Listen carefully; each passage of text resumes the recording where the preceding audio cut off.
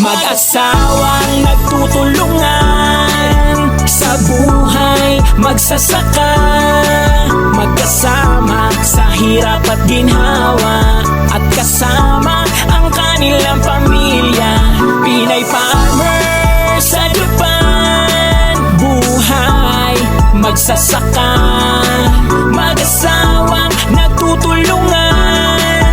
Yan ang buhay, Pinay farmer sa Japan. Anumang hirap at pagod, basta laging magkakasama tayo. Kasama ang pamilya at kanyang asawa, nagtutulungan, buhay magsasaka. Laging bigyan